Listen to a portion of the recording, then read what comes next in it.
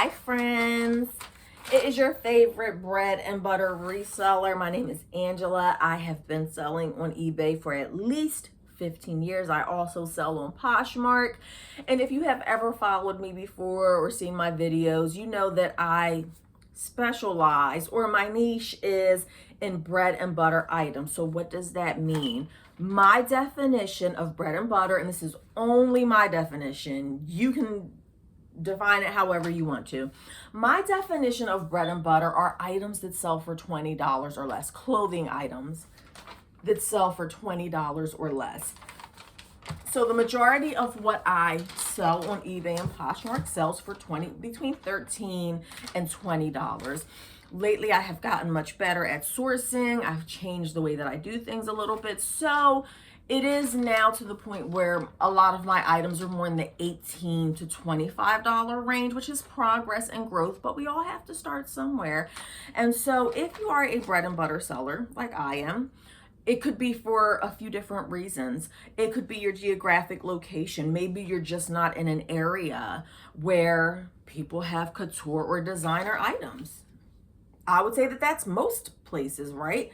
I cannot walk into my average thrift store where I live and find Chanel. I'm not gonna find Dior. It's very rare.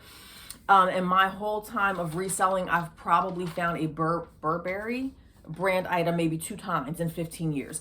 It just doesn't happen where I live. Or it could be your time constraints. Maybe you're not a full-timer. Maybe the only time that you're able to get to a thrift store or yard sale is maybe once a week. And so you have to grab whatever you have to grab and try to make a profit off of it. Well, I'm here to let you know that you absolutely can make a profit on bread and butter items that are selling between $13 and $20. But I do want to give you some tips, friends, on kind of keeping control of what you're doing and being mindful of what you're doing in the bread and butter realm, right? Because you have tons of competition out there. I would say the average seller is a bread and butter seller, right? Lots of competition out there. Everybody wants to sell on eBay now. The competition is constantly growing, and that's fine.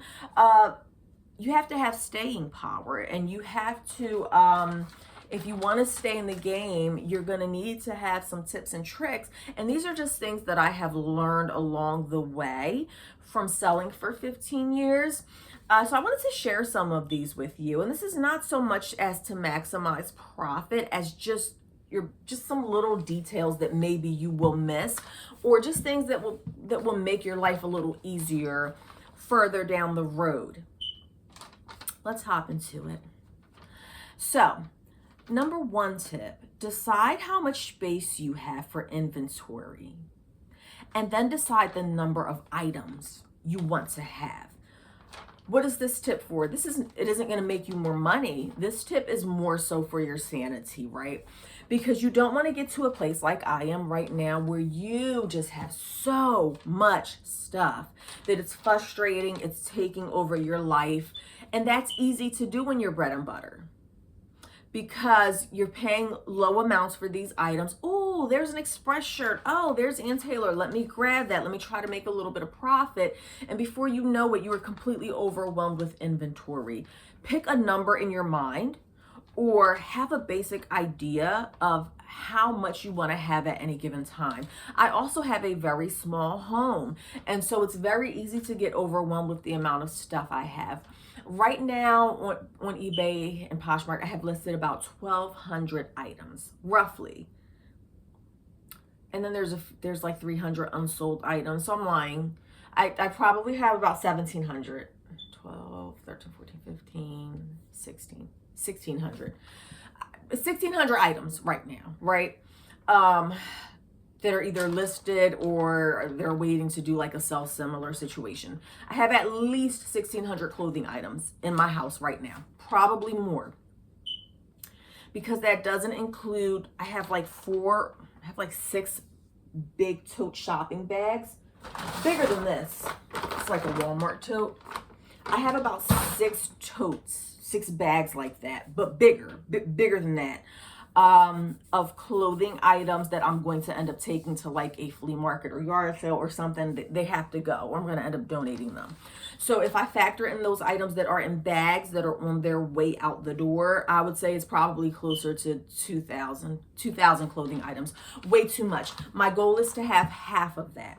So in order to not get overwhelmed, in order to maximize I guess kind of, yeah, your profit, because it helps you not to buy as much stuff and to focus on things that are going to get you more money. Have a number in mind of how many items you want to have at any given time. That is my advice. I would like to get mine down to 1,000 items. Number 2, decide how much profit you want to make on an item. This is so important for bread and butter sellers. Okay, cool. We get it. You can't go out there and find couture or designer items. It's difficult to get those better brands. I get it for sure. But you do want to have an idea of what amount of profit is going to make sense for you. What amount of profit do you need to pay that bill that you want to pay? What amount of profit is worth the time and the effort that you're putting into this? When you are a clothing reseller, there are a lot of steps involved. You have to go source. You bring it back. You may or may not launder your items. Totally up to you. Very controversial. At some point, I want to make a video about controversial reselling topics, whether to wash them or not. Controversial. People will get super upset about that topic. It's almost like you're talking about politics when you start talking about whether you should launder your items or not. But nonetheless, you may have to launder it, and then you have to iron it or steam it, right? And then you have to list it, and then you have to describe it, and then you have to pack it. It's a lot involved with this. What is your time worth per item? I do it per item. You can do it by week. How much profit do I want to make per week? How much profit do I want to make per day? For me, I just go by item. If I'm purchasing an item, I want to make at least minimum, bare minimum, and this is not really a goal, but no less than $7 after eBay takes out their fees, after Poshmark takes their fees, and 7 is on the very low end. I'm more happy with $10 or more. Some people are okay with making $3 per item. Before you start going out and building a bunch of inventory, just buying anything that you see, determine how much you want to make off of that item, or you're going to end up in a world of trouble with 3,000 items like me. Number 3, just say no to free stuff from family and friends. That one is like, right? So your friends and your family, they're super helpful, and it's so cute that they want to help you, and they see that you're like building up this little eBay business, and they're so generous with their stuff, right? This may work in the first few months when you I'm talking about like you are super new here, right? And you're just now getting started. And they want to help you out. Then take the free stuff. You know, Aunt Lucy wants to give you a bag of her clothes, right? And you're new to this, so you take it. But at some point, you're going to want to reconsider that, okay? You're not a charity, and you will become quickly overwhelmed if you start taking in bags of people's clothing that they don't want. If you're going to take a bag of clothing from somebody or bags of clothing, my suggestion to you is look through it right away and remember in your mind how much you want to make per item, okay? And even though it was given to you for free, if you're only going to make $3 on it, you need to determine, because that comes back to tip 1 and 2. Do you have the space for it? Is it worth your time and your energy? So be careful about taking in free stuff, because some people will look at you as just a way to offload their unusable items. How do I know? I used to have a thrift store back in the day, and people, an actual brick and mortar thrift store. I had one before. Let's talk about that real quick. Got this thrift store because I loved like the whole reselling thing, and I thought that it was going to be like eBay, and it was absolutely nothing like eBay. Night and day, no comparison, completely different ways of selling, okay? But I say all that to say that I had this thrift store, and people would donate stuff, and they literally were donating me complete and utter garbage. Stuff with stains, zippers that didn't work. It was more of a hassle going through this stuff than it was worth. Okay, so be careful with that free stuff from people. Number 4, reconsider how much you spend on inventory. So as a bread and butter seller, then obviously your profit margins aren't going to be that high. And you may get stuck in this thought process that I was in for many, many years, right? My business model looked like I'm going to Goodwill on Dollar Day. And some of y'all don't have Dollar Day. I think it's becoming more and more rare. It may be half price day or one colors. I don't know. Whatever your special is on at Goodwill. Where I live, we still do have Dollar Day once a week, right?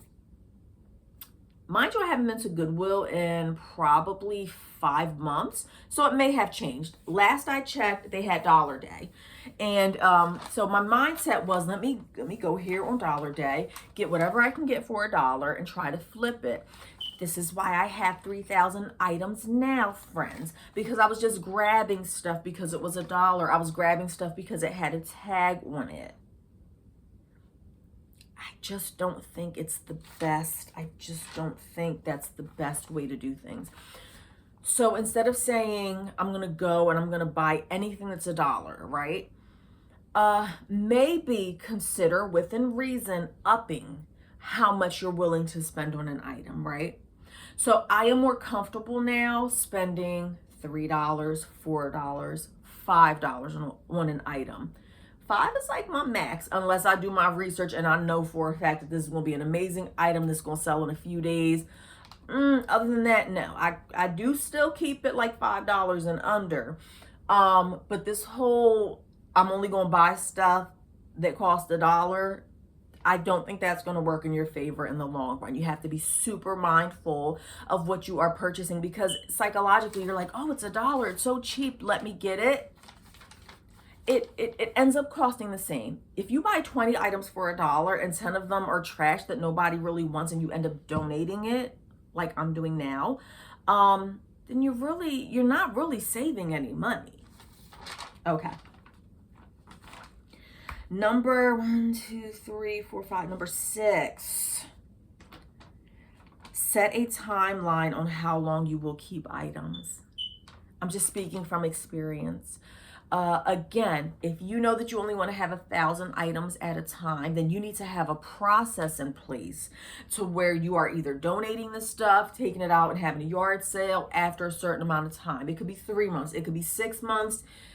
I have kept stuff as long as 3 years. I can't do that anymore. I don't have the space. So set a timeline on how long you're going to keep items, okay? If it hasn't sold within maybe a year, year and a half, then maybe you need to get rid of it and find something else that's gonna sell faster and that's gonna get you profit. Number 7, don't compare yourself to others. I don't know if that's number 7. I've lost track. It could be 8. It could be 6. I don't know. Whatever. This is like 10 pieces of advice. I think it's 7. Okay. Don't compare yourself to others. This is tough. If you're on social media, if you follow like Instagrams and TikToks and all that stuff, and you see these people, and, oh my God, I got all this great Chanel stuff, right? And you're sitting here looking at your pile of Express and New York and Company, and it's not a good feeling. It's not a good feeling. I've been there. It's annoying sometimes that I can't find the stuff that other people find, but don't compare yourself to others. It's going to burn you out really quickly. You're going to end up being resentful. If life is handing you lemons, you got to make lemonade, friends. You got to figure it out, okay? You got to thug it out, as I like to say. Figure it out. Okay, don't compare yourself. And people say, oh, I'm doing so great selling. I sold 20 items today. We all have that little feeling in the pit of our stomachs that's like, damn, I wish I could do that. I personally surely do wish that I could do that, but I just try to just like refocus myself and focus on myself and my own business so as not to get resentful or burnt out. Here's another tip. Don't listen to YouTubers, including myself. Take it with a grain of salt. Learn what you can, take what works, get rid of the rest. I can't tell you how many times I stumbled across a great item. Oh my goodness, this is such a great item. Oh my God, all the YouTubers are talking about it. Vince, y'all remember Vince? If you've been selling clothes for a while, you should know what Vince is. So many YouTubers. Oh my God, I'm selling so much Vince. Vince is so hot. Vince this, Vince that. I have like 3 or 4 Vince items. They have been sitting forever. Show me your moo. I don't know if Show Me Your Moo is still as hot as it was, but I know maybe a year or 2 ago, all the YouTubers were like, oh my God, you got to get your hands on the Show Me Your Moo stuff. I've had maybe 2 or 3 Show Me Your Moo items. One was a sweater brand new with tags, and it took almost a year to sell. And I currently have a Show Me Your Moo like swimsuit cover-up situation thingy. It's been posted on Poshmark and eBay forever with very, very little interaction. So when it comes to brands, you can listen to them, you can get ideas. I would definitely suggest doing your research first, because I've had entirely too many situations where I came across a brand that all the YouTubers were raving about, and then I get it and it doesn't sell. Here's another one. I'm not saying what number this is because I don't know. Decide your business strategy. And this tip is basically encompassing everything that I already talked about into one. What is your business strategy? How do you want to do business? Again, you going out and just buying anything that's $1, or buying brands that you're not familiar with, not doing your research, going by what YouTubers are telling you to do, you're going to end up with a mess. You're going to end up with a bunch of inventory that isn't selling, and you're going to get overwhelmed. Okay. What is your business strategy? When do you want to go thrifting? Where are you going to get your product from? Your clothes from? How much, what brands are you looking for? How much do you want to make off of this stuff? How long do you want to keep this stuff? You have to have a business strategy in place, or again, you're going to end up with way too much stuff as a bread and butter seller. It's way too easy to get bread and butter stuff. You can go to any Goodwill, you can go to any thrift store, and it's chock full of bread and butter brands. So you have to have a strategy. You have to know how you're going to do this, or you're going to end up with a bunch of stuff that isn't going to sell. Here's another tip. Please understand the difference between profit and how much you made. I can't tell you how many times I see somebody who sold something for $20 and they're like, I made $20 on this. No, you didn't. You didn't make $20. Y'all really have to understand the difference between what it sold for and your profit. It's very simple calculations. There are eBay calculators online that you can use. You have to have a good handle on what profit is, or again, you're going to make bad purchasing decisions, because you sell that J. Jill blouse and you're like, oh my God, it sold for $20. Yeah, I made $20. No, you didn't, because you paid $3 for it. eBay took their fees on top of that. You had to ship it. So no, you maybe only made $8 on that, which is fine. But how are you going to know what to buy in the future if you don't have a good concept of how much money you actually made? And this doesn't mean that you have to have charts and Excel spreadsheets and you have to write down every single item. Friends, I don't write none of this stuff down. None of it. None. I don't have a chart. I don't have a notebook. I don't have a spreadsheet of anything that I buy. I'm not a tax expert. You do it the way you want to do it. Some people are super organized. They write down exactly what it is, what it sold for, how long they had it. I don't do any of that. My taxes are very simple. Cash in, cash out. I spent $20 on clothes today. I know how much I spent on these clothes. At the end of the year, I get the generated report from eBay. Cross my fingers, hope for the best. That's what I do. I do the best that I can. I'm not going crazy over this stuff. But I do know how much I'm making at the end of the day. I know what my profit is. I know what's going to be worth it and what's not going to be worth it. And finally, friends, you have to be disciplined. None of these tips that I give you work if you don't have the discipline to follow through. If you're going to go to Goodwill Dollar Day, half price day, the bag sale, the rummage sale, fill a bag for this, and you have no discipline to think through your business strategy, because you may have decided in your head, I don't want anything unless I can make $15 off of it. And then you go to that bag sale and you're like, oh, well, I can fit it in the bag for $20. Let me just throw all this stuff in there. You have to have the discipline, or you're going to end up with a nightmare mess like I have right now. If I end up going to this flea market and selling, I'm really going to try to get like some footage of the stuff that I sell. I really want you to see how it looks, me going out into this flea market and selling this stuff. I used to sell at flea markets a lot years ago. And when I say years ago, like 8-10 years ago, we stopped for a while, but I'm way overdue because I have a lot of stuff that I need to sell. But you have to have discipline. If you know that you want to make $10 on an item, then you don't go out there buying a bunch of stuff that's only going to get you $5. You can't do that. Stick to your rules, whatever your rules are. If your rule is, I'm only going to buy items if I sell, right? So you might say it's an in and out method. If I sell 10 items this week, then I can go to the thrift store and buy 10 more items. I can't buy any more than 10 items because I have a number in my mind of the amount of items that I want to have at any given time. Do you have that type of discipline to go to that thrift store and only pick up 10 items because you only sold 10 items? Or did you sell 10 items that week? You go to the thrift store and you buy 30 items. Do you see how that's going to be a problem if you have if you don't have a large house, a large storage room, and you have nowhere to put this stuff? You can't sell just 10 items and keep bringing in 30 every week. You see how the math don't math with that? You're going to end up with a problem. So that's it. I hope that some of these tips were helpful to you. If you enjoyed it, please do leave a comment, like it, and definitely subscribe. I need to get to 1,000 people. What are we waiting for, friends? Have a good one. Bye.